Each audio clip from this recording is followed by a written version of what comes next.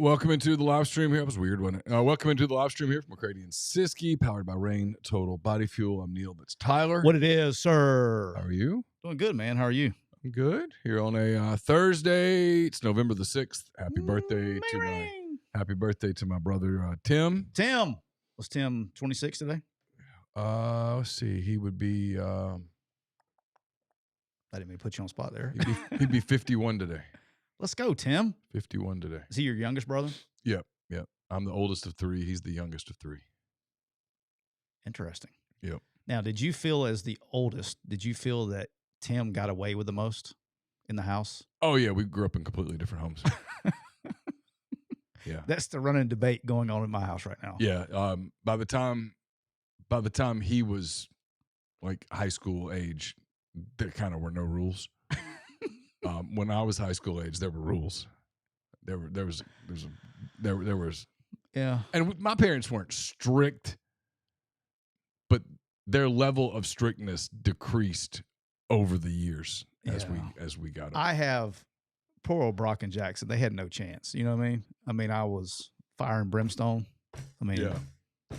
And still, yeah. Their whole even when I was home, I was still tough on them. And then like we got Knox, man. He's 9, man. Your boy is out of juice. You know what I mean? Like Knox kind of does what Knox wants to do. Knox, my fuse is longer. Yeah.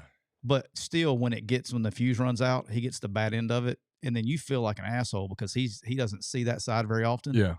But very often, Brock and Jackson complain that Knox gets away with everything.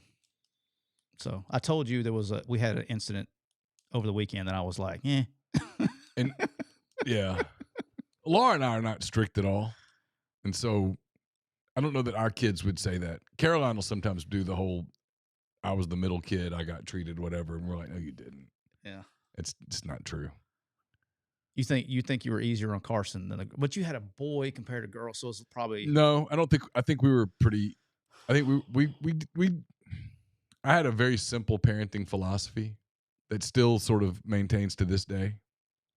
And it was say no as little as possible. Yeah. So that when you say no, it means something. Yeah, that'd be difficult. Like I've dropped the no here and there where they're like, and I'm like, hey, I don't say this much. There's a reason. I have a different way in my house of conveying that. Mine is no, and then the one that really means something is when I drop the F-bomb before the no. Yeah. But I have 3 boys, and 2 of them are adults now, so I usually they know the difference. 9-year-old doesn't get that very often, but obviously the 18 and 19-year-old get it. I'm trying to think if I ever cursed the kids. I mean, I can only think of one time. It was probably Carson too, right? Actually, I think it was Campbell. Really? Yeah. See, the good Lord knew what He was doing by giving me boys. I was pretty harsh on the older 2.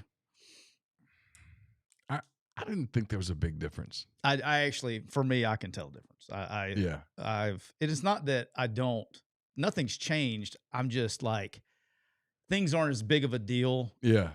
And they wasn't as big of a deal back then. I just thought they were. Like people would always do the whole girl thing. I found raising girls to be a lot of fun. Oh, like girls were a lot of fun. No, I would think it would be great. Like I've told you privately, I was like, if the second a guy came to the door we would have to. I don't know if I can handle that because I don't know. I know how 18 to 22-year-olds are. So but you kind of trust your kids to be. You know what I mean? I'm with you. I mean, like I'm with you.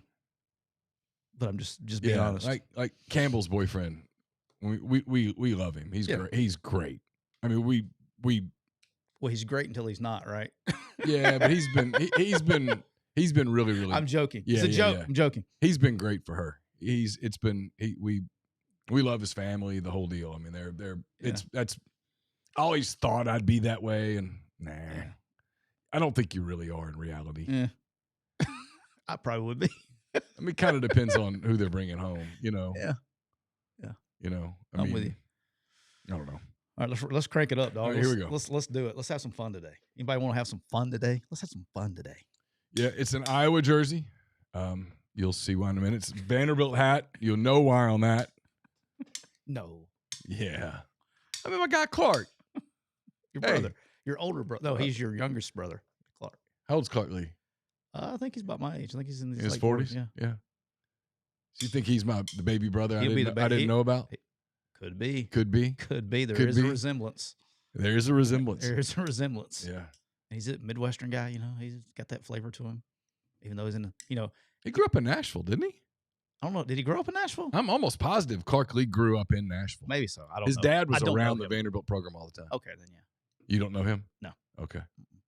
Yeah, you think Midwest because he coached at Notre Dame for a while. Yeah. Yeah. I think he's a Nashvilleian. Okay. Could be wrong. Yeah. Easily. Find out where my parents were right around that time, 47 years ago. Yeah. All right, here we go.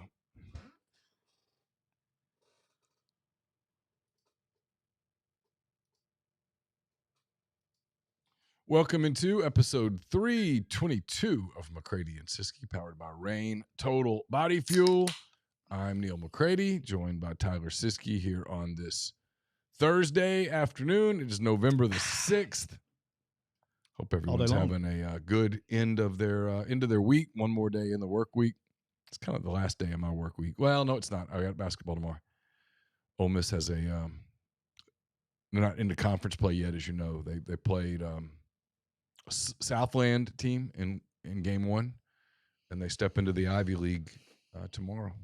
Be your traditional battle of brawn versus brains tomorrow evening. A lot of back cuts. Yeah, a lot of ball screens and back cuts. A lot of back cuts, ball screens, a lot of very specific angles on passes. A lot of bounce passes, lobs on the back cuts. Yeah, just very scientific approach to the game of basketball. The way that you would expect when you see an Ivy League team play. Yeah. It's going to be kind of fun. Really interesting to watch that. Lots of layups, not many dunks. Well, I mean, we'll dunk if we need to dunk, but they'll dunk if they need to dunk. But for the most part, it's layups, because layup is an efficient. Put the ball on the basket as quickly. Running the picket fence and the whole deal. Yeah. Jimmy Chitwood. I mean, it would be if Jimmy Chitwood had been an Ivy League student. Yes. By the way, some people, I don't understand the hate. Why do people hate on Hoosiers? I go back and forth on that movie a little bit. One of the greatest ever. I don't understand. You cannot explain hate for Hoosiers with me right now. I don't hate it. I cannot. I can't take any blowback. The one that I hate is Rudy. It's awful. It's bad. It's horrific. It's bad on many. It's a good point. It's bad on many levels of football. It's just bad. I mean, he was offsides. Yeah. Play was ball dead. The right tackle moved on the ball snap. It's a legal procedure. False start. Kind of a moron to stick it out that long, honestly. It's a battle of resilience. See it all the time. Sure. Brother, if you sat in my chair, I wish, people ask me about, hey, how's it, do this, everybody, I think when they think you're a football coach, right, I think they envision, the stadium packed and that 3-hour Saturday, right? Yeah. One of the things that I wish that you could have filmed and you would be rich beyond all imagination is when, like, you're in charge of the roster, you also get to be in charge of walk-ons. And you get the people who will come to you and all that stuff and want to try out or whatever. And it will blow your mind, some of the conversations that you have, that you would sit there and I would sit there and literally 15 to 20 seconds into the conversation, I'm just letting the guy talk and I'm going where did people go wrong with him? You know what I mean? Yes. I will never forget, and it didn't work. I will never forget this as long as I live. At Alabama, we had tryouts because the way Coach liked to do it, our walk-on tryouts were in January because Coach wanted to have a full roster for spring practice, and you basically use spring practice to decide if you wanted to bring them back or not. So the walk-ons. The walk-ons. Yeah. So you could have a full practice of players in the spring. Guys who could be killed in practice.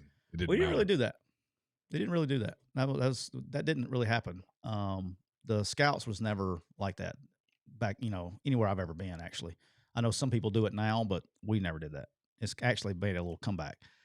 But I remember there was a corner that comes in, and he was like, dude, I mean, I'm eating peanuts off this guy's head. He's like 5'5", like a $135, and he did not start on his high school team. Okay. And he wanted to play at Alabama? He wanted to walk on Alabama. Okay. And I was like, I'm trying to be like, you're trying to be nice. First of all, you don't want to be a dick. Yeah. And so he comes at like, soon as school starts, you can have more come out or whatever. So he comes and he sits in my office, and I'm listening to this guy talk, and he's like, I pull up his tape and all his stuff. And I was like, I said, is this 40 right? Because he had a profile. He's like, what's it say? I says, it says 493. Again, he's like 5'5", 135. Yeah. I said, it says 493. He goes, that's right. He goes, but it was laser. And I was like, okay. And I will never, we're getting ready, like, and he's like, I promise you, if you give, and he looks at me, he's being 100% serious. Yeah. He says, if you let me on this team right now, I promise you, I will be the starting corner when Alabama travels to College Station and plays Texas A&M. You're like, dude, and if that's the case, we're all fired because something went terribly, terribly, terribly wrong. No, Neal. No, you don't even play a corner before you do that. I mean, you put a line by. I mean, whatever. It never gets that bad. It never gets that bad. Yeah.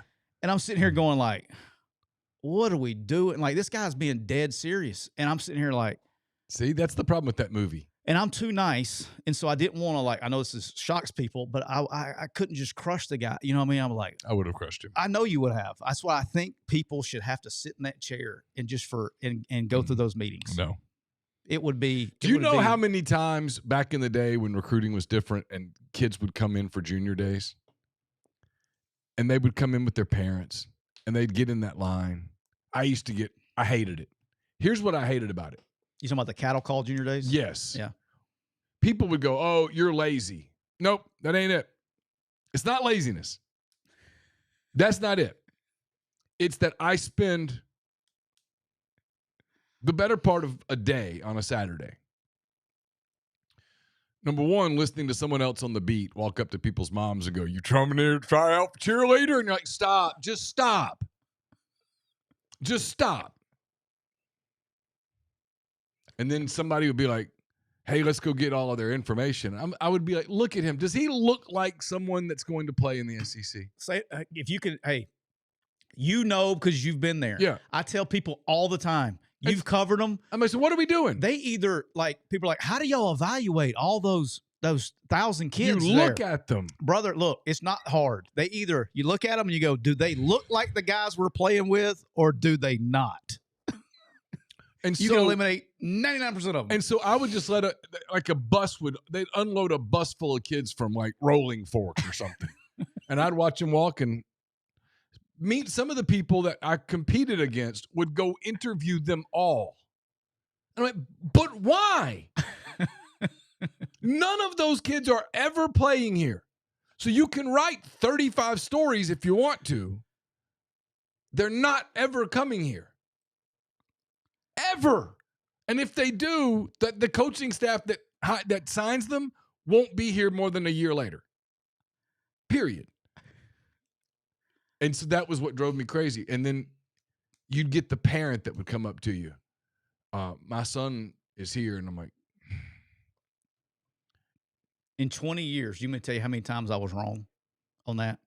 I mean, probably twice. That is literally the number. Yeah. Let me tell you who it was, and you're going to remember one of them because you probably were involved in this. Okay. When I was at Ole Miss. Yep. Okay.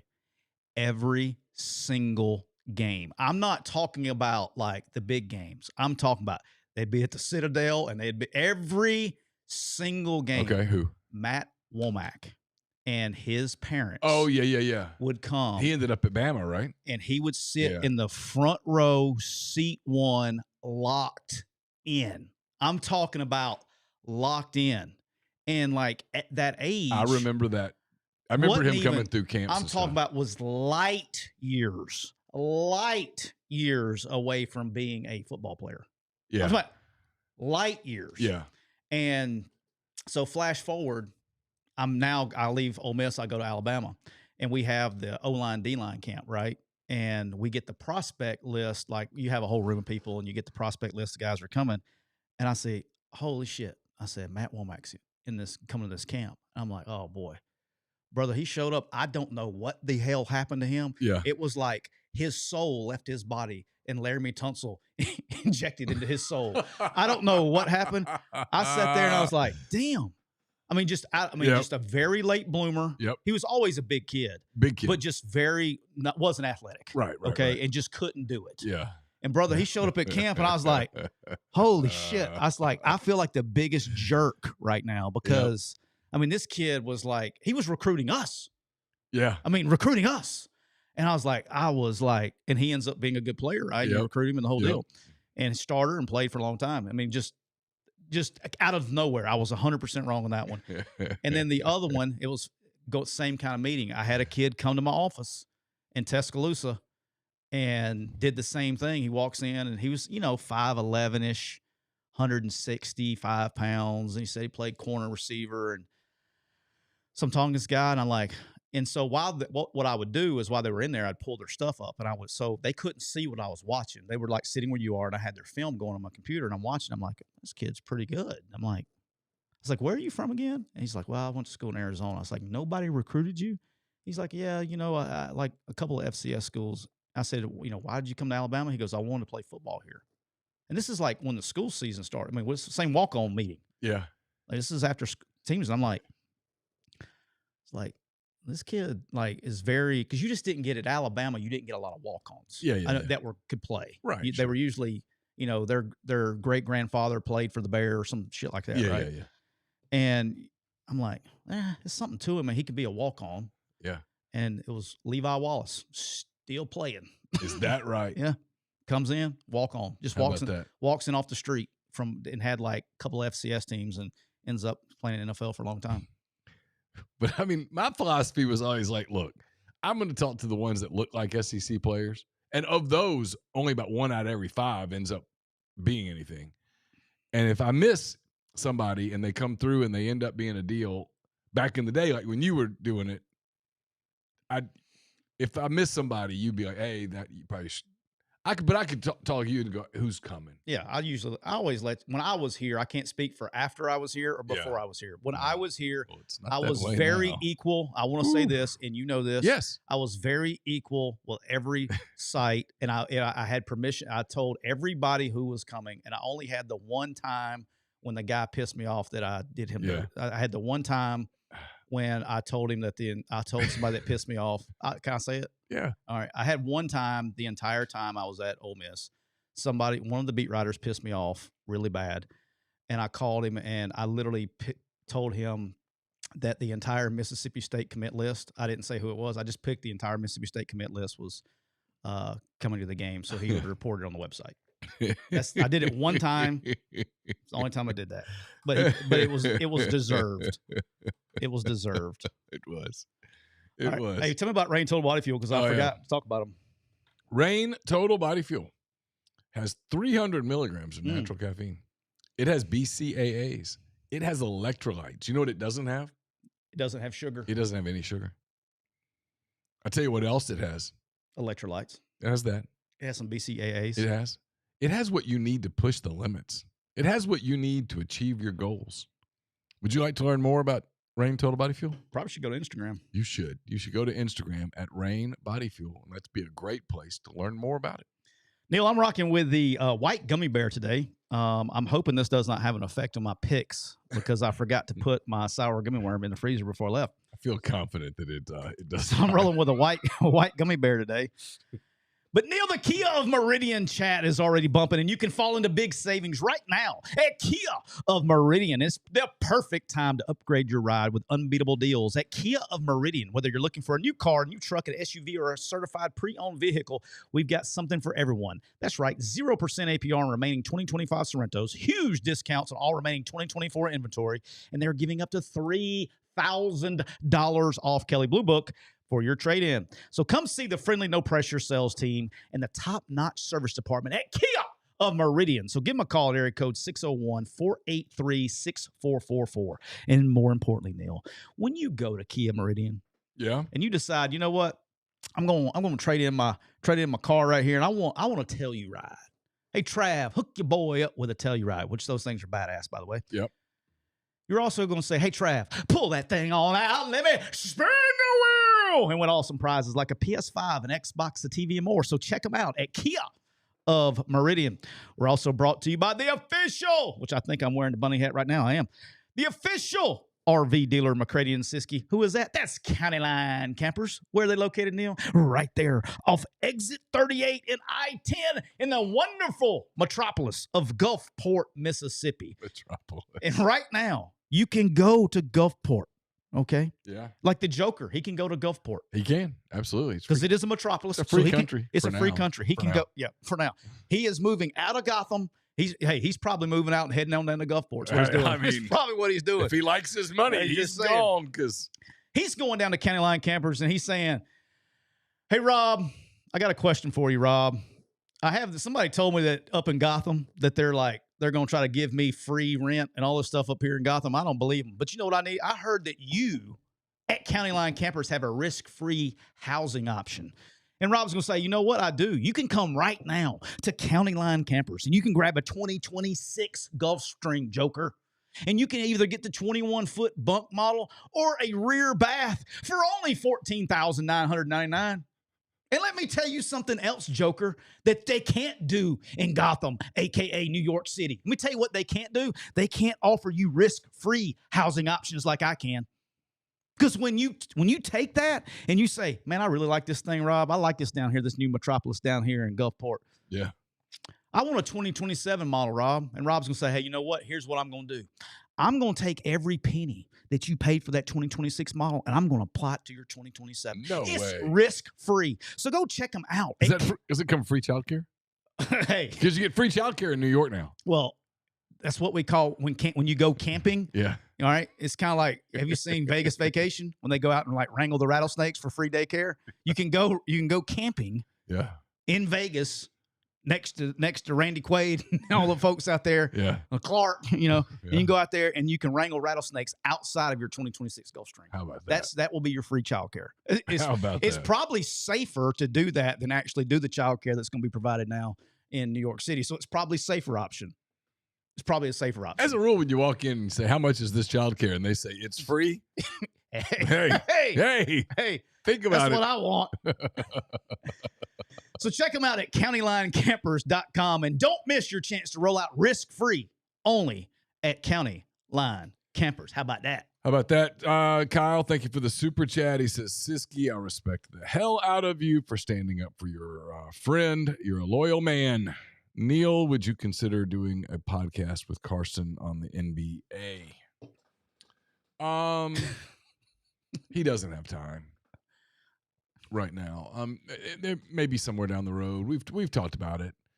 When he was a little kid, we did a podcast basketball one time. We watch it a lot. We text back and forth on games sometimes, but he doesn't have time to sit down right now and do a NBA podcast, though I appreciate the sentiment. He's incredibly busy right now. He's got a lot going on in his world. I know you do because he's your kid. I miss Carson when he was always a lot. The last year, for those that don't know, last year he was a senior, so he was here a lot when I came over to the show, and I like shooting the shit with Carson. Yeah, I know. I miss him a lot. I know you do. I miss him. I miss him a lot. Captain Obvious over here. Yeah, I miss my guy. The nights. I kind of miss two things with Carson. I miss middle of the day. Yeah. Because he got off senior dismissal. That's what I'm saying, yeah. Before soccer practice. Mm-hmm. And so he'd come in here middle of the day and we'd hang out for 30 minutes, and catch up. And then I miss him. I miss him at night. Like we watched a lot of NBA together. Like last year, like I still watch the Thunder and stuff. And now I kind of watch him, like he'll text. Yeah. And hey, you watching? And I'm like, yeah, I'm watching. And like, he's like, man, when we get everybody back, but I know we're, 81-1. Yeah. Yeah. But, we were having those. I mean, I miss kind of being able to hang out and watch. He'd come in and a lot of times he'd get in from like, practice or club practice or whatever. And the Thunder were in the third quarter and he'd sit down and go, catch me up. Yeah. And so I'd kind of catch him up. He'd watch till the end. So I do miss that a lot. All right, let's get rolling. We've been bullshitting for forever. And it's good because we're short today. College football playoff rankings were released on Tuesday night. Did I think they got it right? I know. I'm almost kind of disappointed because I was really looking forward to being like, you idiot, see? And then it was like, I think you pretty much nailed it. I mean, it might not be, quote, perfect, end quote, but it's perfect enough. I mean, the only thing I could complain about, like if I want, but I think it's a stretch, is Miami being 18th and Notre Dame being 10th when Miami beat them head-to-head and they have the same record. And but yeah, it does show that they're paying attention to hey, this team's playing better. This team's okay. I mean, if we thought that like I said, Notre Dame is the one. Notre Dame, they're going to win 10. They're in. Notre Dame is the one team that the way the setup is done right now, Notre Dame is the team that is going to get preferential treatment. Yeah, and you sort of know that going in, and so okay. I don't like it, but I get it, and I accept it, and I understand it's the ground rules. I do think they set it up from an SEC perspective. I think they set it up to where if you win 10, you're in. The only one that could probably argue would be Vanderbilt. Probably has some distance to go from 16th. Because in my opinion, first of all, for Texas and Oklahoma, if they win the rest of them, they'll be 10-2. They're going to get in because of where they're located and who they would play, and they deserve it. Just to be honest. Well, I mean, for Texas to get the 10-2, they got to go beat Texas A&M, and they have to go to Georgia and win, and they have to beat Texas A&M home. You'd be in. No, I ain't arguing. I ain't arguing. And so, I still, Oklahoma would have to go to Alabama, beat Alabama. Like, the question would be, and I think they're high enough, in my opinion. This will buy you a cup of coffee. I think where they put Alabama, Georgia, and Ole Miss. I think even one loss, I don't see them dropping 7 spots. And I think the ACC part is going to figure itself out, by the way. I think it's going to end up being Louisville, and I think they'll be in the top 12. So I think it's going to be 11. It'll be in the eventual cutoff. I tend to agree with you. I'm certainly less – I feel less, quote, nervous for Ole Miss than I did before Tuesday. I would still advise winning out. I think the biggest thing for the 10-2 crowd was what happened this past weekend with the ACC and Oklahoma beating Tennessee. And the way that they have the thing set up right now, it looks like this game in Lubbock is a playoff game. Yes. Yeah. And so that tells you that maybe they're going one Big 12, one ACC, one Group of 5, Notre Dame, assuming they went out. That's 4. And then that leaves 8 bids for the SEC and the Big 10, and it looks like the SEC is going to get at least 4. The only way I think it could be I say it's not the only. There's going to be plenty of caveats. The one thing about the Big 12 that could be interesting is, let's say BYU goes into Texas Tech and upsets them. Yep. And then Texas Tech gets back in the championship game, or whoever, and beats BYU, becomes the automatic bid. They're not going to drop an undefeated BYU. That's going to be 12-1. Right. Out of that, the Big 12 could potentially be a 2-bid league based on the championship game, because that's a lot of parity in that conference too, right? Yeah. So, I think Texas Tech is the best team, but there still is a lot of parity there. All right.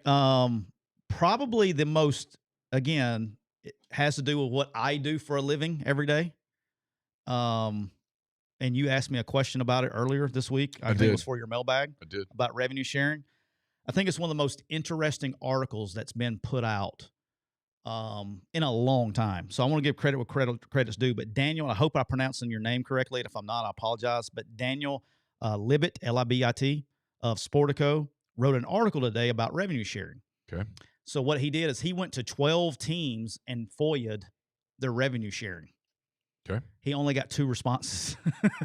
Yeah. Shocked. And the majority of the article was how he was pissed off about the people who wouldn't, and Nebraska being one of them, because the way they view it as trade secrets and things like that and state laws and all that stuff. Yeah. But he did get 2 back. Okay. And it told a very interesting story of what we have been talking about and what you have asked me about earlier this week. All right, so here, check this out. Through FOIA, it revealed he got 2 responses. Freedom of Information Act, in case people don't know. He got 2 responses, one from the University of Kentucky and one from the University of Colorado. Okay. Kentucky has spent, through the first 3 months of their revenue share, they have spent $1.48 million to 98 athletes. Okay. So that's effective July, August, September. Yes. Okay. Colorado has spent $7.67 million to 262 athletes through the first 3 months.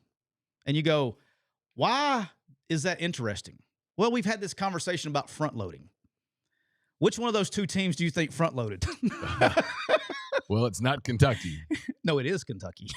Kentucky. Oh, I see what you're saying. So Kentucky. If you're only paying 98 athletes. I see. So they spent the money before.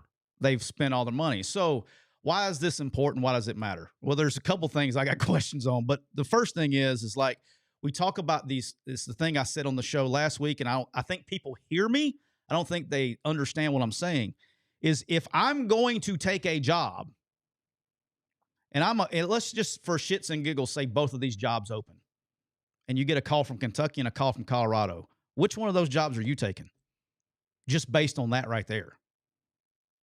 You're taking the one because now I have money to spend in January to acquire talent. I don't want to get in this debate today. This is where if you want to get coaches frustrated, it's the fear of the unknown. And this is where they go, but is this going to be enforced? Is this NIL thing going to be enforced? You know this. A lot of coaches think it's just not going to be. They think it's... They have turned the page on that, just so you know. What do you mean? It's being enforced. I guess what I'm getting at is it's human nature.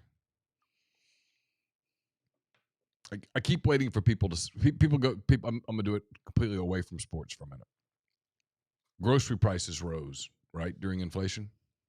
And I hear people going, when are the grocery prices going to come down? And my answer is never.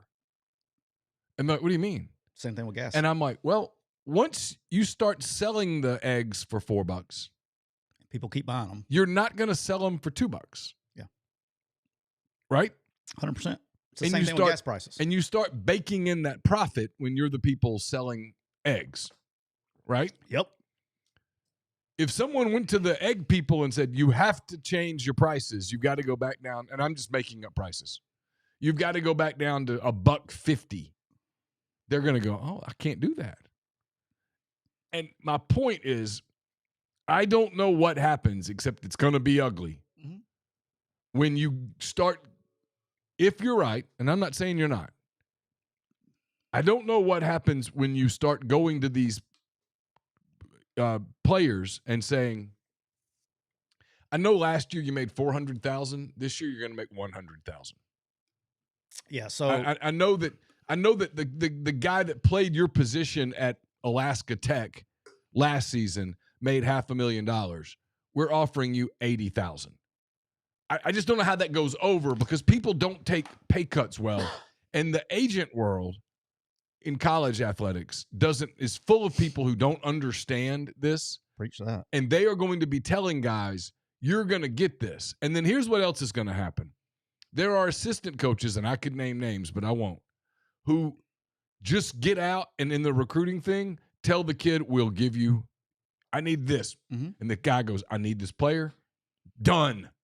And they're showing up on campus, and these collectives are trying to find the money. Yep. At some point, if you're right, and that it's all going to be enforced strictly, we are going to have a day where a team refuses to take the field. That is the only work stoppages come when labor and management come to a complete impasse. Because the only recourse that labor has when they feel like they've been wronged is to not work. I don't disagree with that. I don't know when or how, but now here's the thing is like, do I think that it's going to get attempted to be whatever the litigation is it going to get sued? Yeah, I'm not stupid. Big time.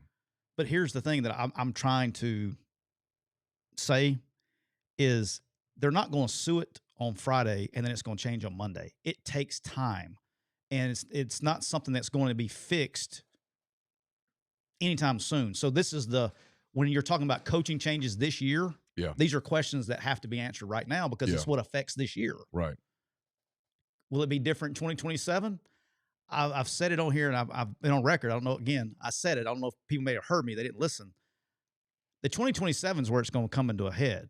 A lot of these people have been gambling that something's going to change by 2027. That's why they front loaded to begin with. That's why we're in the situation. But Colorado has spent. Here's the other thing I got questions on. All right, are you good at math? I mean, I'm decent. What is rev share? Do you remember what the number is total for rev share? I mean, it's $20.5 million. Yeah, I was going to say it's roughly $21 million. So what percentage is 7.67 of 20 roughly? It's roughly 1/3, right? 7.67. Okay. Oh, 7.67 million. It's roughly 1/3. Is that correct? Yeah. These numbers are off 3 months. 3 months is how many? What's the percentage of a year? A quarter. So if I'm looking at this Colorado thing and I'm going, wait a minute, you've spent, and I did the exact numbers, it's like 35, 36% of your rev share in the first 3 months. Let's see, carry the one. Like you're going to run out at the end. Like, well, and they're obviously saying, hey, we're not going to pay spring sports. We're going to let that. You're paying in season for football. I'd be check. It doesn't leave a whole lot of money for talent acquisition in January, is what it does. And then you look at Kentucky; they've only paid 98 athletes. Okay, $1.48 million. You know what that averages out to be? What's 100 times a million? What are you getting? 100 in a million? Well, you get 100 million. No, you're getting 100. If you took $1 million and divided by 100, what would that be? Oh, $10,000, right? Okay, yeah, sure. You're roughly giving everybody $15,000. Those 98 athletes are averaging about $15,000. So the amount of front loading that I promise you, Kentucky basketball is getting paid more than $15,000. Their student, the amount of front loading that was done. Published reports that Kentucky's basketball team is making $22 million. Now, Kentucky, the difference is that you might be able to actually justify NIL deals because if you play basketball at Kentucky, you are absolutely a star. So those are the jobs that when I talk about. It's your questions is how much rev share do I have to spend? Okay. And that's two drastic differences. And it's not like, hey, that's a Big 12 team and that's an SEC team. Okay. So, yeah. I mean, they're both Power 5 teams, two totally different strategies, right? But if you look at it, and here's the thing is when I go, hey, how much rev share do we have left to acquire talent in January? Okay. What's my percentage? Can I move it? And then to your point, okay, when you go like, NIL is still going to be there. There are going to be schools that can do the legit NIL. What is our plan in place? And I don't want to get into, I'll tell you off the air, but what is our plan in place to maximize that? And it's the same thing I was explaining to Jeffrey and Chase the other day is the day of adding 20 million to the rep. That's not going to happen, but you can get a couple million here and there with legit NIL, and some places, AKA Kentucky basketball, is going to have a better advantage of doing that than some others. And so that's where the minutia comes in. What's interesting, and again, I don't know. And I'm going to be honest, I've hit full fatigue on this. I'm not interested in it all that much anymore. I know what's coming and I'll have to cover it.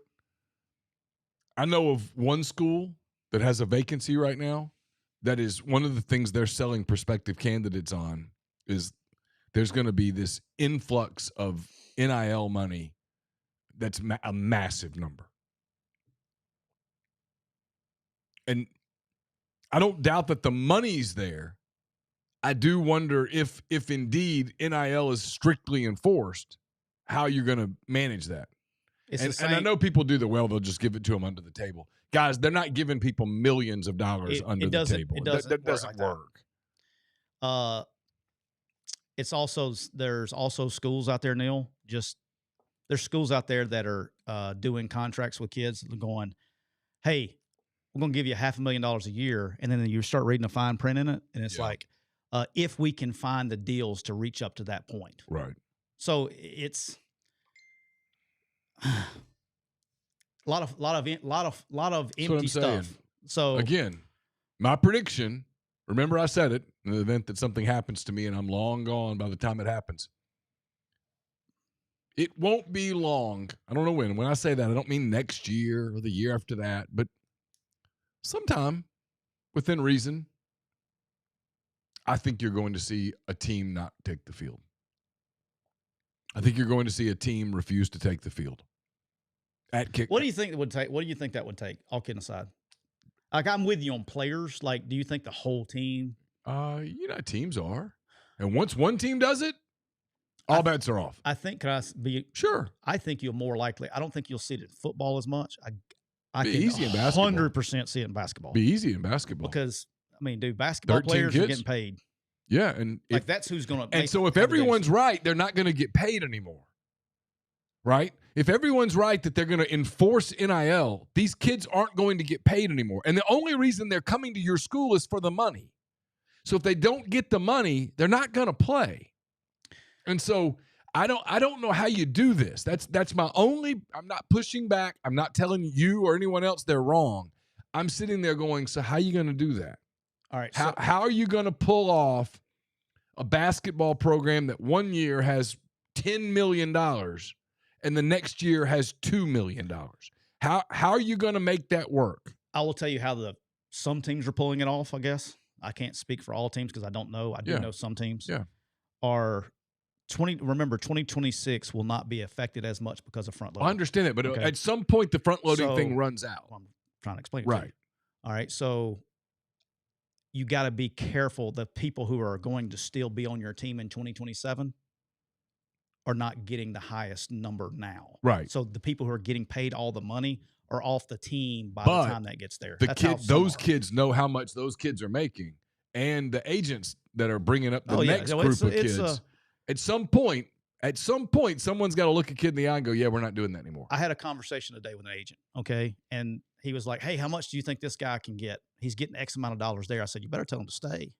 Like, what do you mean? I said, nobody's going to pay him that anywhere else moving forward in rev share. And he's like, what do you mean? And I told him, he's like, well, but this and that. It's like, but nothing. He's not going to get that much in another place. I was like, the value is going to come down in this particular kid's case. His positional value is probably going to come down $150,000 a year. Yeah. That's how much that particular position is going to come down. That agent's like, oh my God, what do I? But I was just telling the truth. I was like, the value of that position is going to come down. Per sources who does it every day, Sure. the value of that position in revenue share is going to come down about $150,000 average. Yeah. So it just is what it is. All right, you know what time it is, Neal? Tell me about our good friends at whoever you're going to start with. Since it's thank I was going to tee you up on one, but I just didn't know which one you were starting with. Since its inception in 1873, Coors Banquet has been brewed in the same tradition of the original 150-year-old recipe. Banquet is crafted with 100% Rocky Mountain water. So when you're enjoying a banquet, you're drinking history. I love history, which means I love Coors. My plan for Saturday, no injuries to write about. My writing will be done by second quarter. I'm going to get home after the game. I'm going to turn on my Hawkeyes, my Commodores, do the post-game show, and I'm going to pour a Coors. The shout-out goes to Lane Kiffin. Don't overthink this, dog. One quarter, get them out. Let's move on about our day. Be fine with me. Someone said that the Citadel likes to run the football and they like to eat the majority of the clock between plays. And I was like, oh, no, now you're speaking my language. Well, here's the trick. They got to sustain drives to do that. I know. Hey, a man can hope. Just here and there. Hey, let's just eat a few minutes. Hey, Lane, look, in the event that you just get 28 on the board, get them out, field position, let my man Neal enjoy a Coors. Yeah, or 4. Hey, the holidays are almost here, which means it's time for turkey, trees, and that one relative who thinks pronouns belong in the blessing. This year, don't show up empty-handed. Bring 47 vodka. It's the Presidential Gold Edition. It's everything that some people can't stand. Is that thing open over there? Yeah, it's open. Is it open? Yeah, I'm gonna try some. You gonna try a sip of Presidential Gold? Can I do it right now? Sure. Is it open? Yeah. I don't want to open it. Yeah. Let's try it out. It's everything that they can't stand. Patriotic, premium, and proudly American. It's got real 24-karat gold flakes. It's Trump approved. It's a laser engraved cork. One shining star for every ridiculous felony count, because when they go solid right there, witch hunt, they go collector's items. Smooth, small batch, top shelf ready, whether you wrap it up for Christmas or slide it across the Thanksgiving table. next to the cranberry sauce. It's the gift that says we're still winning. Big League.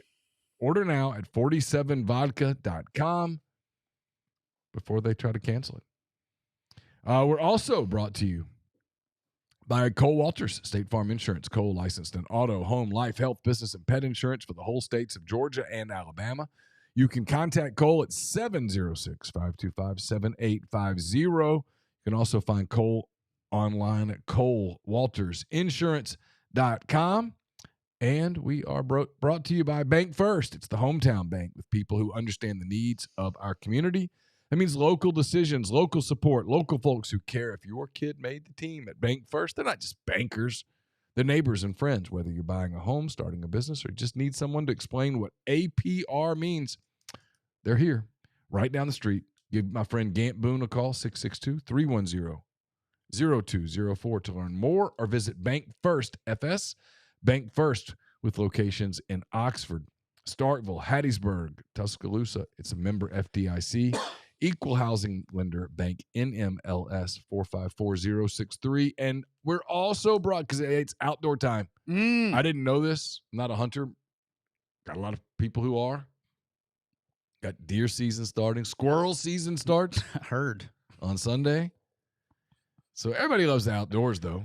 Perfect time. Like, wonderful weather today. People like getting out in the weather.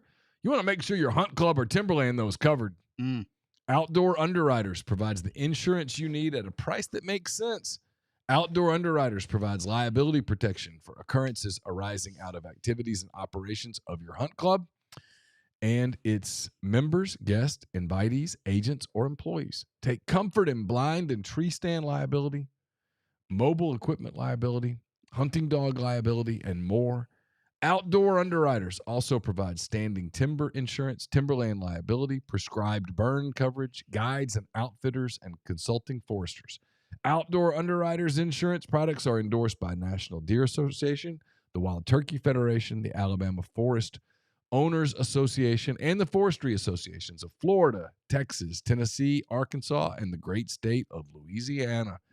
You can access these products through those association websites, or you can call Outdoor Underwriters at 866-961-4101 or online at outdoorund.com. Hey, before we get started with Make It Rain Thursday, how about a big shout out to our guy Taylor Moore throwing the 67 in round 1 today? 6'7". 6'7". 67. I texted him right after right before, I literally texted him before we came in here today and just, told him good round. But I was like, you couldn't follow because they're in Cabo for the WWT championship or whatever. Yep.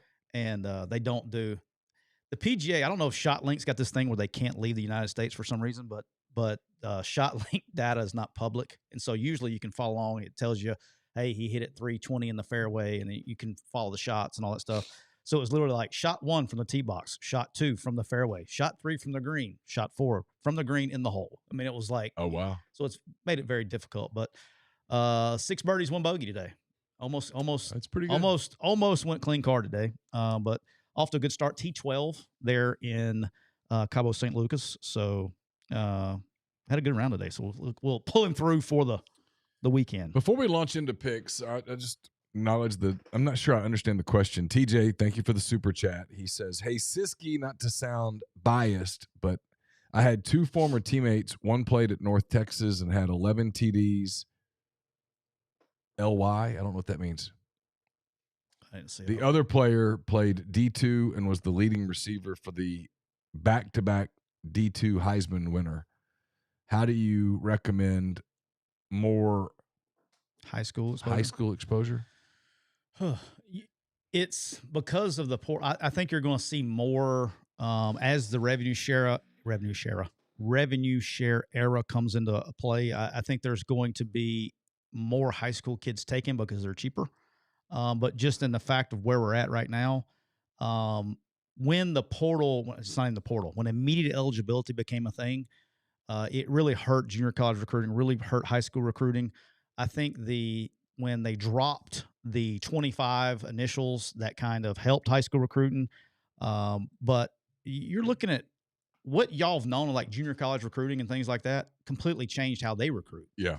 Because now they're able to get better players. And so at the end of the day, what it's turned into is the bigger schools don't have to take development guys, if that makes sense. Mhm. Like they're not in the development business much anymore right now. That's true.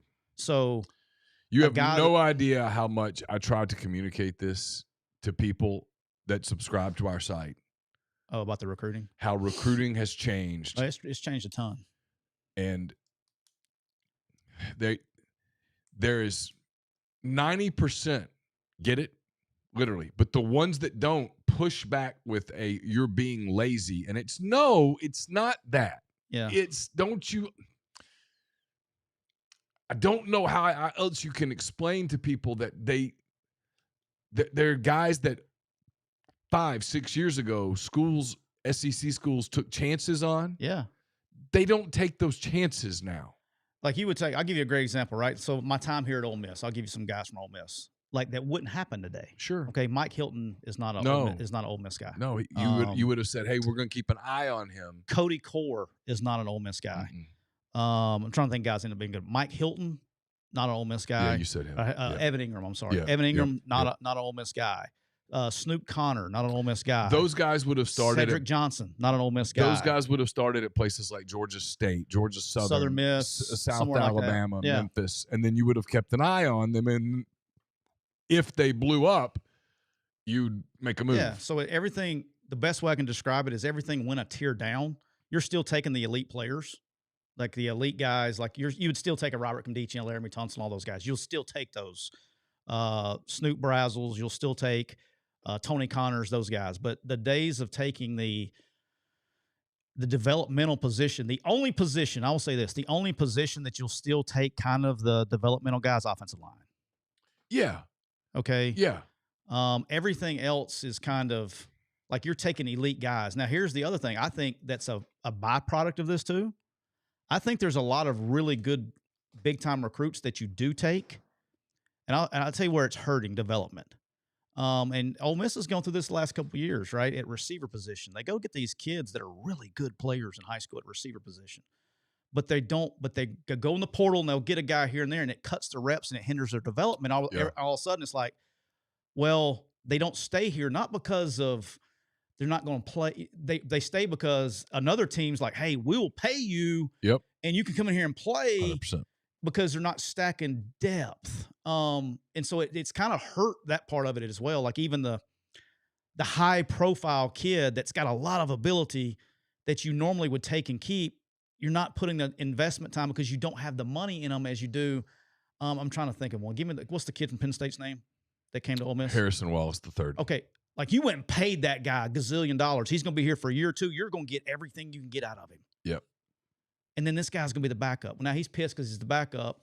Some other team's going to pay him more money to come start. And so it kind of works both ways.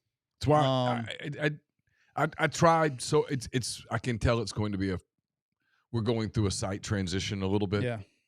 And it's going to be different. And there are going to be people who are going to do you're being lazy. And it's not. No, we're being efficient. And you can't blame the kid either, right? So, like, no, I don't blame the kids at all. What was one of the receivers that came to Ole Miss? What was the one last year? It was really good. It came here like a year ago. Williams kid.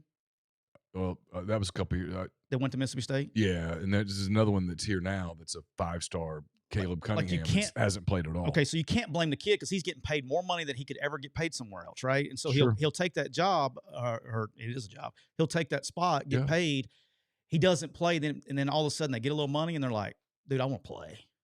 I mean, I'm going through that a lot right now, my job. Mm-hmm. Hey, these kids are getting paid good money, but they want to play. And I'm like, well, you got two choices.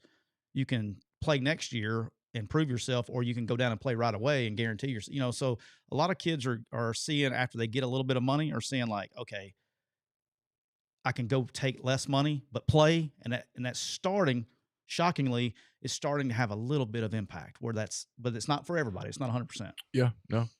It's why it goes back. I know we got to get to Make It Rain. That's why it goes back. When you go to sign a kid, you got to get the right kid. Yeah. If you want to build, you got to go get the kid that can see the forest because the trees aren't in the way. That says, okay, me being here and developing is more valuable for me in the long run.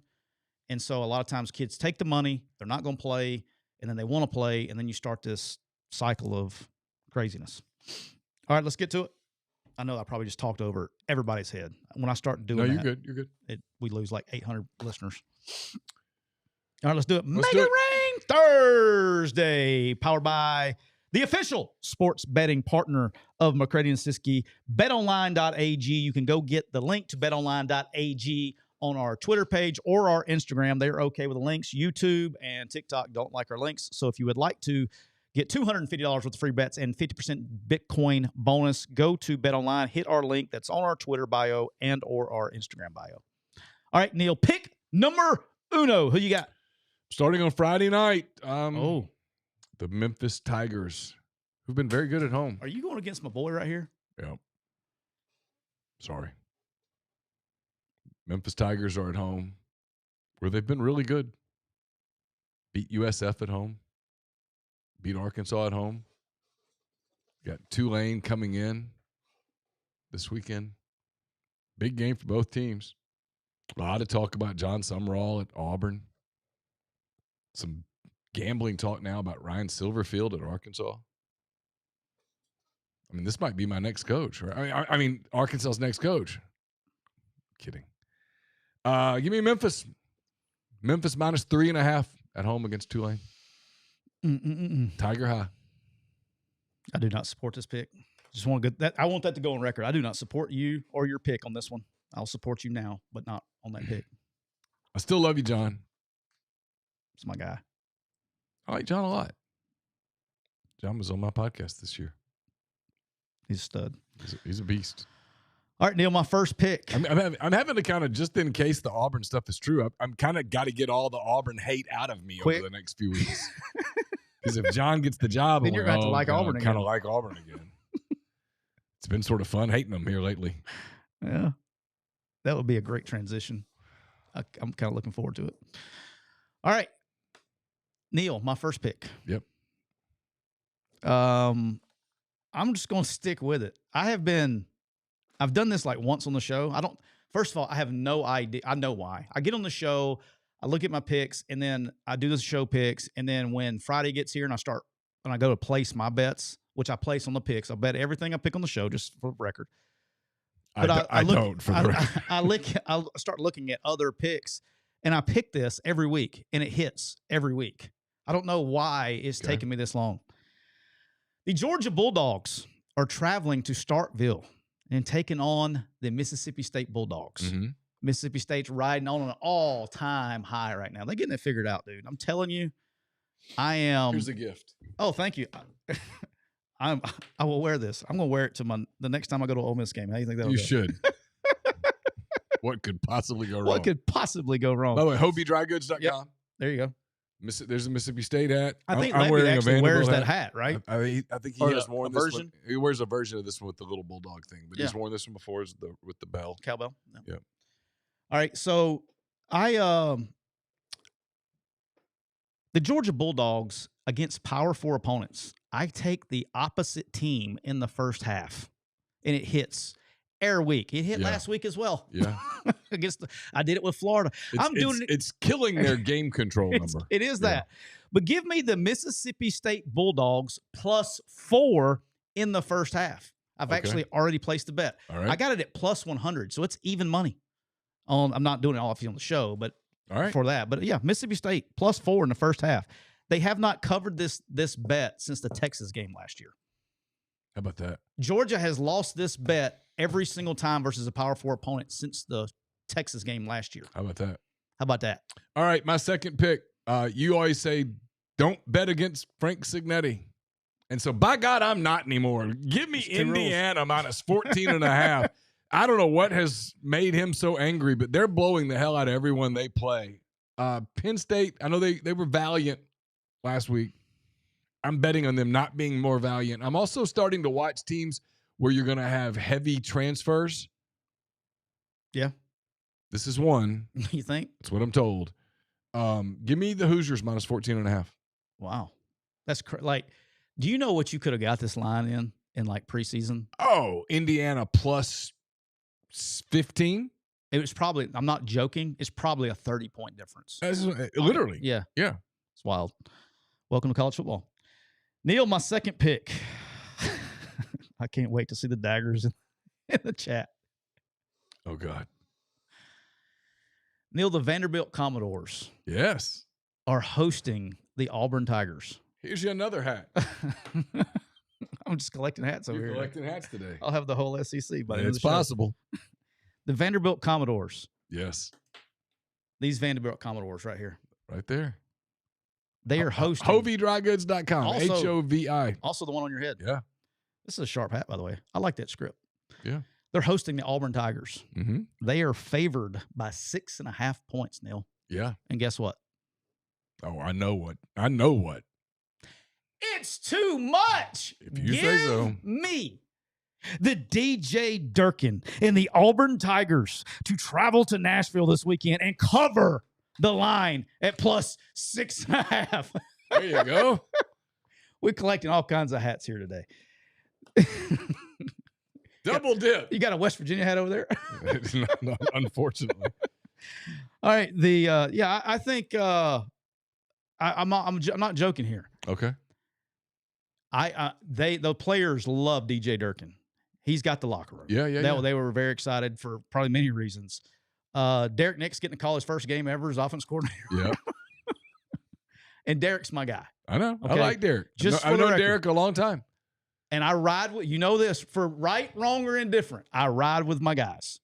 And Derek Nix is one of my guys. My thing with Auburn has nothing to do with Derek or any of that. I know. I mean, I'm being funny. Derek was always very nice to me.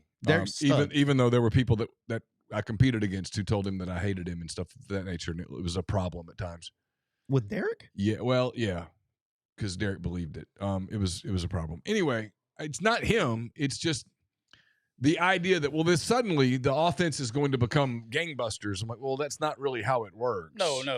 I mean, I do expect to see a happier Auburn team. They didn't have to listen to all the music all week. They got to change it up. Probably was kind of refreshing. Some of the pressure's gone. You get to go play. I do think Vanderbilt's a good football team. We'll get to that in a minute. I'll say this. And I said it the other day. I'm going to say it again. DJ Durkin's on a 3-game interview. He is. These players love him. Yeah. And when you saw it at UCLA. Yep. You've seen it in other places. When they like your coach that you're putting in there, they have a tendency. And I thought Auburn, particularly on offense, was a little bit on shutdown mode last couple of weeks, 2 weeks, even though they won the last game. I got a feeling about this one. Okay. Give me Auburn plus 6.5. I don't think right. you want another hot take? I Sure. don't think they have to score a whole lot to cover this line. Okay. I think this defense is going to be real on Saturday. All right. Give me Auburn plus 6.5. Okay. You like one cult. I like another one.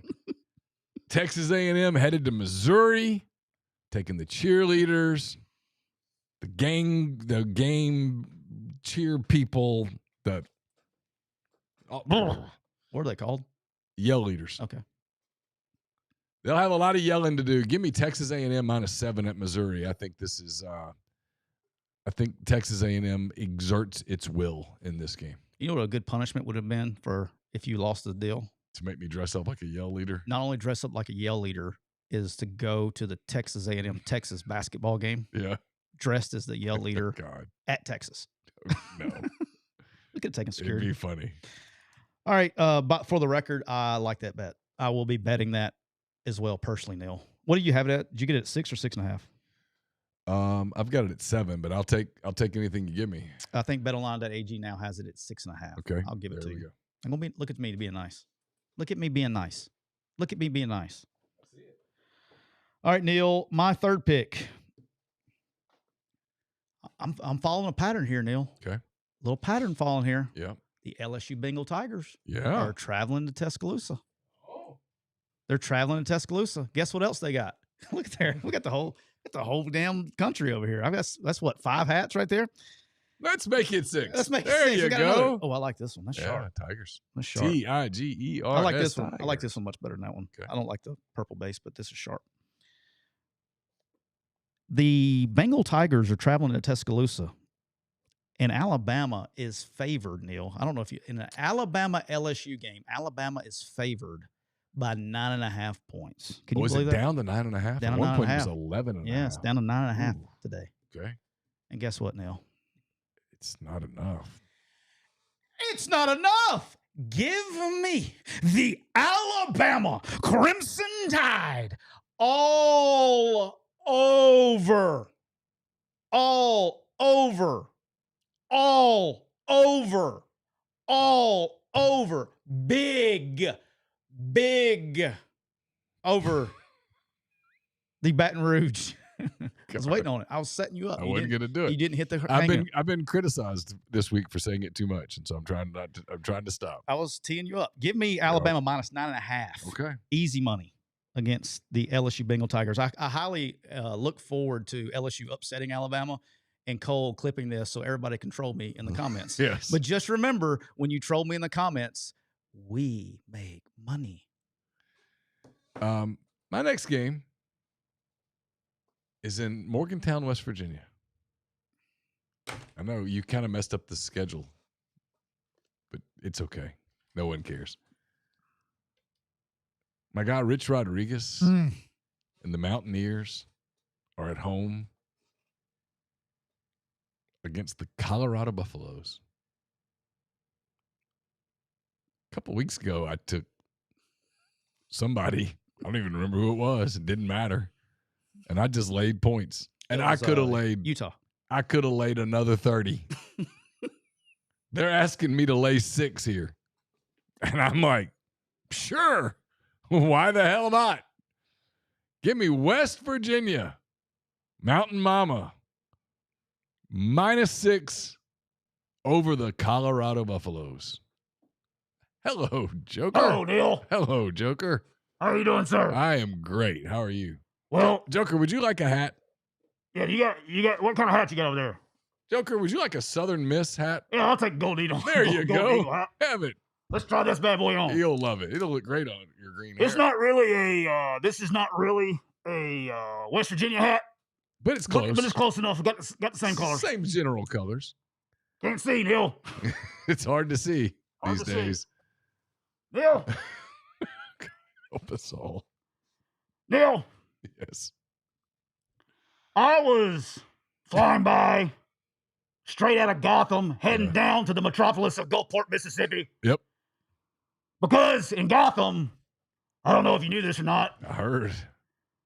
we elected a new Joker You elected a socialist. You did. over the evening. Yes. And I was sitting there and I was trying to figure out. Socialism has always really worked well in world history. And I'm also a 3-time world champ, and Yeah. I got little jokers running around. Yeah. And somebody told me that they were going to babysit my kids for free. For free. For free. That is correct. And I was like, I don't know. And then they told me they were going to give me groceries for free, And your rent's free. and my rent is going to be free. Yeah. And while that may seem like a good idea, the only problem is I don't know if y'all know this or not, but the Joker's got a little bit of bread. I've gotten a couple of endorsement checks for all these Batman movies I've done. Right. And I figured out I'm going to have to be the one that pays for it. And I don't like that. I don't like being the taxpayer paying everybody's free shit. So, what am I going to have to do to make up for this money? I'm going to have to take the West Virginia Mountaineers. Yeah. I'm going to have to take all of my tax money that I was going to pay. I'm going to have to put it all on West Virginia minus 6 to cover 1 month of expenses that I'm going to have to pay. Yeah. That's true. So give me, and how about this? I bet you didn't know this, Neal. Do you know why I'm taking West Virginia?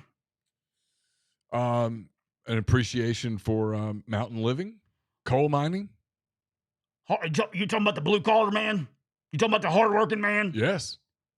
Nope, that's not why I'm taking him. That's not it. Nope. Do you know the Joker is sly as a fox? Did you know that? I've heard. Well, guess what? My man Rich Rod has a new quarterback, and he's a freshman, and his name is Scotty Fox. So, just like the Joker, Scotty Fox is sly as the Joker. So, give me Scotty Fox and the West Virginia Mountaineers minus 6 versus Dion, who doesn't know who's calling plays this week. That is a great pick, Joker. I just realized, by the way, Joker, that the reason you were not you weren't quite here yet. I was on my wrong pick. I counted wrong. I went to ULM, Joker. That's okay. Counting 4 and 5. It's perfectly okay. It's hard. I was out in the bread line. I couldn't get my bread, and so I decided to come back. Neal, I'll see you on Monday. Joker, good seeing you. There's the Joker. Always nice to hear from him, even when he was a little surprised by having to show up a little early. I miscounted. It happens. What happened? I thought I was on pick 5 there, and instead I was on pick 4. And I just remembered that I don't have a 5th pick yet, and now I'm stalling as I look. All right, you know what? I'm going to roll the dice on this one. I'm going to stay in the SEC. Florida heads to Kentucky. Yeah. I'm curious which way you're going. Florida has about 20 guys out. All kidding aside, I see a 13-14. It's a ton. Yeah. Kentucky, meanwhile, coming off its first SEC win in a while. First SEC win since Oxford a year ago. Yeah, it's been over a year. Florida is a 3-point favorite in Lexington, but guess what? That's not where I'm going. Last week, Kentucky won an SEC football game scoring 10 points. May do it again this week. It happened. History may repeat itself. Give me the Florida-Kentucky under 44.5. I'm going to roll the dice that nobody gives a damn and that it shows up on the scoreboard. Give me the under 44.5. That's really low, but I don't know if it's low enough. Like, I don't know. Like, this is a wild game, man. I mean, brother. Like, do you know when they filled out that injury report, or excuse me, the availability report? They were like, yeah, you think everybody's going like, yeah, these guys are. It's like, show of hands, who's been tampered with this week? Yeah. Hey, if you're really curious how recruiting works, if you would like to pull up the Florida Gator availability report, you can see everyone who's been tampered with in the last week that has guaranteed money to go somewhere else. That's like, 24-20 would be under. I mean, that 24-20 feels like a big score in this game. Yeah. I mean, I don't know that Kentucky can get to 20. I don't. I don't know if anybody can get to 20. You know, so I'll roll the dice on yeah, this one. I don't. I think that's a good pick, actually. Okay. All right. Neal, that's 1, 2. This is my 5th pick. Yeah. Neal, my 5th pick. There's a game going on in the great state of Iowa this weekend. Yes, sir. Big Big Ten game. The Oregon Ducks. Why didn't I write that down? Oh, I did. Oh, never mind. Sorry. You good? Yeah. That ULM math getting you again? It's the Iowa Hawkeyes are hosting the Oregon Ducks. And Neal, the Oregon Ducks are favored by 7 points. Mm-hmm. And guess what, Neal? Oh, I have an opinion on this. It's too much. Agreed. Give me the Iowa Hawkeyes +7 at home against Oregon. Neal, I think Iowa wins this game outright. I've said it all week. I'm calling it. That is my upset of the week. And you'll see why I didn't pick it in a minute as my money line. But I think this is like, I'm probably going to bet the money line personally. Mm-hmm. I may do both. Mm-hmm. I may do hedge, but yes. I mean, brother, I think Iowa is arguably the most underrated team in college football. There's no doubt. I mean, they stumbled early against Iowa State. But then, and here's the thing. Since then, the only loss they had was Indiana, and they're the only team really this year that has lined up with Indiana and gone toe-to-toe for a minute. And here's the thing with that, as we say that, they stumbled against Iowa State. Yeah. Well, Iowa State was healthy then. Like Iowa State, this is the part of the new age football that people can't appreciate. Right. Iowa State, per sources, 14 of their top 24 defensive players are out. Right. I mean, like, it's tough. You don't have the depth anymore. No. And so that's why they've struggled recently. Yeah. And like, you're like, damn, like, oh, Iowa State sucks. No, they've lost 14 dudes. And they were healthy when they played. And so I think Iowa's the real deal, man. I think Iowa beats Oregon. I think Oregon got beat pretty handily at home physically, even though that game wasn't as close as it looked against Indiana. They struggled on the road against Penn State. Yep. They should have lost. That loss looks that win doesn't look as good now. They struggled against Northwestern. I don't know if you remember that or not. When they went on the road and played Northwestern, they struggled. They're going to Iowa. I think they lose this game. And I think they lose this game. I think they lose the game handedly, as much as Iowa can score. Well, it's money line time, and we don't have to spend a lot of time on this because you just said everything I think. I'm not wearing. I mean, I know I look fantastic in a jersey with my fat days these days, but Wearing it for a reason. Hawkeyes, money line, plus 205. Give me the Hawkeyes winning outright Saturday against Oregon. All right, Neal, my money line. Since you took the one that I was going to take, I looked around, and there's really not that many money lines that I was like, I felt great about and all that stuff. But you know what? I did see one. And you know, Neal, we've had a lot of this week. One thing, if you didn't know this about me this week, the one thing you have learned about me this week is I'm a rider. And I ride with my guys. Yep. I ride with my guys. Hey, win, lose, or draw, buddy, I'm in there. I'm in there. Yep. Taylor Moore plus 15,000 to win a PGA tournament. I put the wager on it. I ride with my guys. Yep. Do you know who one of my guys is this week? That's an underdog. I don't. I got a good friend of mine named Jonathan Summerall. Goes by John with an O-N. Not a H-N. I know John. Yes. Good dude. Yes. Great dude. Nice person. Awesome family. Yeah. He is traveling to Memphis, Tennessee tomorrow night. And he's taking on Ryan Silverfield and the Memphis Tigers. And he's 3.5-point favorites, and that's not where we're going. We're taking the Tulane Green Wave outright to win the game in the Liberty Bowl, where, you know, it's a crazy place. Things go on. It doesn't matter. The Tulane Green Wave are going to go into Liberty Bowl Stadium tomorrow night, and they're going to win. Give me Tulane plus 149. All right. 149 against Memphis tomorrow night. All right. How about that? How about that? All right, let's get to the National Football All League. right, we'll roll through these pretty good. I got to still. My math is bad. I got to pick one more. I'm going to start with a team that's been good for me. They've been good for me for the most part. Even though they're going on the road, I'm gonna take some points here. Give me the New England Patriots on the road plus 2.5 at Tampa. Yeah, I looked at Tampa's a little Tampa's a little banged up. bye week. Tampa weird for me. Yep. If Tampa, I'm wondering, Tampa seems to they play close games. That's why I just stayed away from it. All right, Neal. My first pick.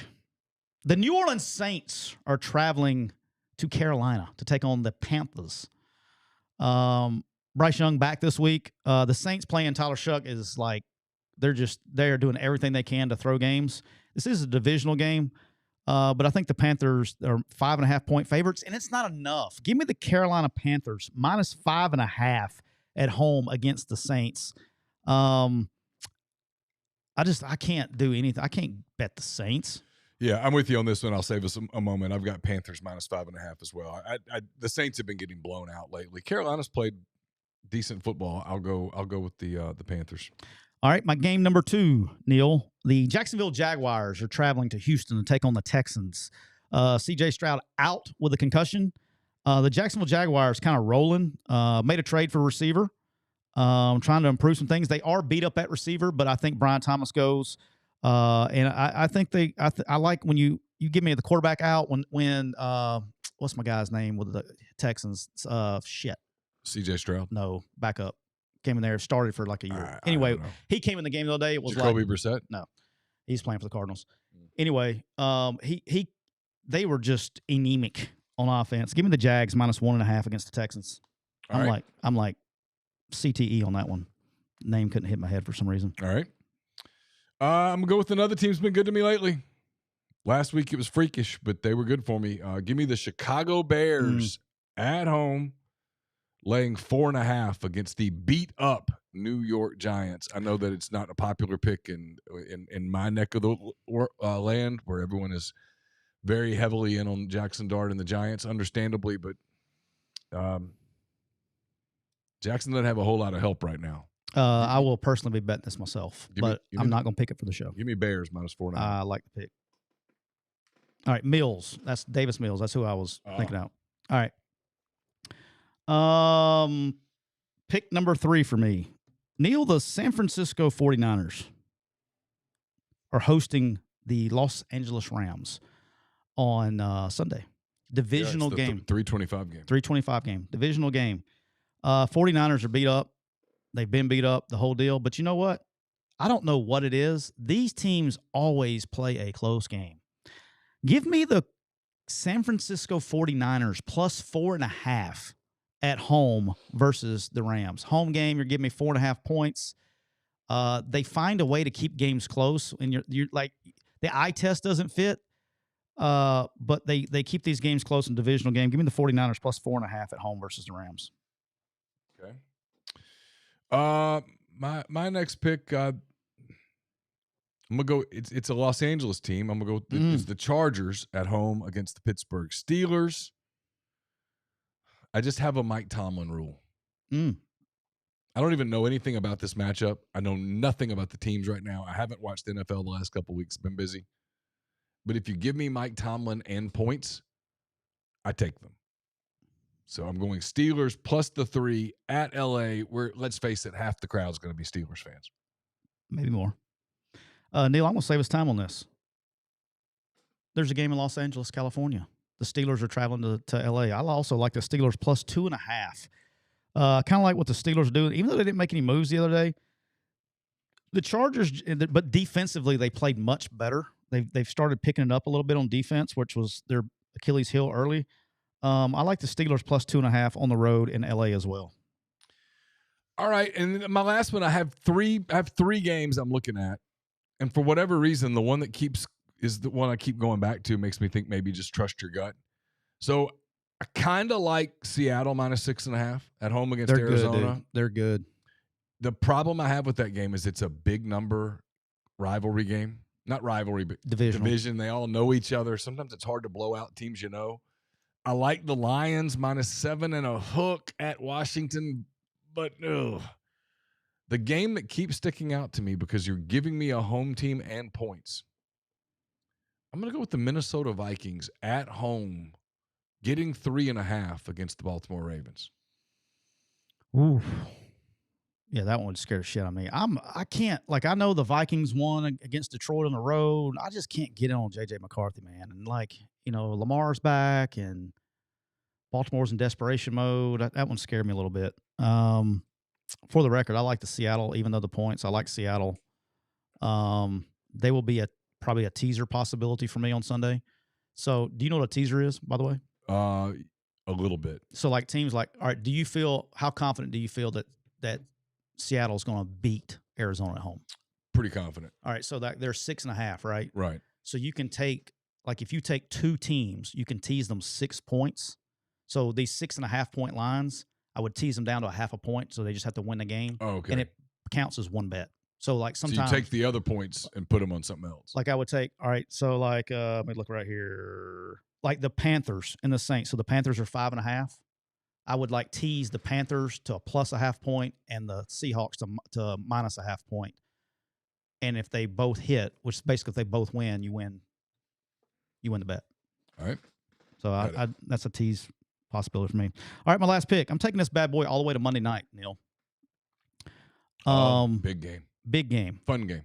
Fun game to watch. It'll be a great Monday night game. Probably the best one we've had so far. Mm-hmm. The Philadelphia Eagles are traveling to Green Bay to take on the Packers. Yeah. Eagles coming off a bye week. The Packers are just kind of hit and miss right now.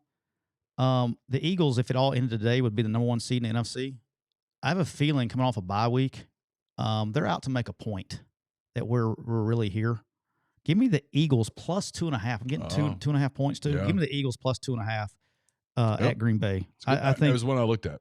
I think defensively, like, if you look at the defenses of both of those teams, one thing a Green Bay can do is they can get to you with the pass rush. Green Bay's sneaky good on defense, like really good. But I just don't think the offense with Philadelphia is going to be sitting back there all day. And the Eagles' front is really good, and I think they can get after Jordan Love and squeeze some of those lanes off. And I like the Eagles plus 2.5. How about that? Neal, do you know what else I like?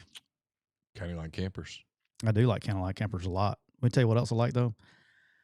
I like being serious about my health. Oh, you like prime? I do. I like being serious. You don't about like prime time, but you like prime.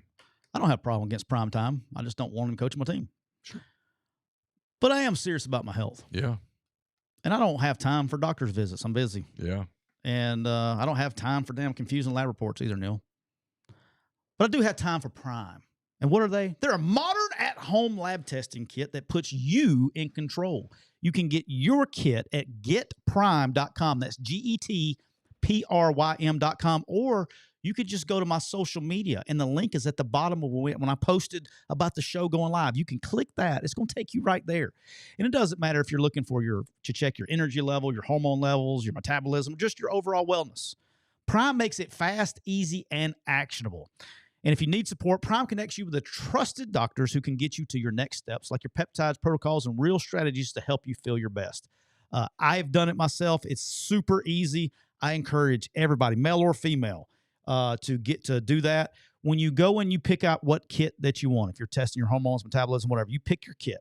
When you go to checkout, you enter the promo code MPW at checkout. And what are you going to do? You're going to get 20% off of your kit. So make sure you go to getprime.com. That's right, GETPRYM.com, and take your health into your own hands. We're also brought to you by our good friends at Thompson's Paint and Body Shop. Where are they located? You know where? Right there in the heart of Saraland, Alabama. Saraland's undefeated in football, by the way. But they're right there, and they're not some corporate chain pretending to care. They're located at 703 Saraland Boulevard, just a few miles off of I-65 and Exit 13. Thompson's has served customers from all over the Gulf Coast, from Biloxi to Pensacola and from Gulf Shores to Demopolis. These days, it feels like every local shop is getting bought up by big companies with flashy logos and call centers, but not at Thompson's. You're getting Mr. Don Jr., and Matthew on the phone. That's right, real people, real family that take real pride in their work. They've been in business for over 35 years. So it doesn't matter if you're like my lovely wife who likes to hit Bambi in her car every chance she gets, or you're located where you have storm damage. Give our good friends Thompson's Body Shop a call at area code 251-675-0884. That's 251-675-0884. Or look them up at thompsonsbodyshop.com or on Facebook. And tell them that McCready and Siskey sent you, and they're going to give you some little extra TLC on top of what they already do. So check them out, thompsonsbodyshop.com. Hope everybody has a great weekend. If you're traveling, be safe. We will see you back here hopefully on Monday. Thanks to everyone for joining us in the stream. Big crowd today. Thanks for being with us. For Tyler Siskey, I'm Neal McCready. We've been brought to you by Rain Total Body Fuel. 300 milligrams natural caffeine, BCAAs, electrolytes, no sugar. Zero. Got everything you need to achieve your goals, push your limits. You can learn more at Instagram at Rain Body Fuel. So for Tyler, I'm Neal. Take care. Bye.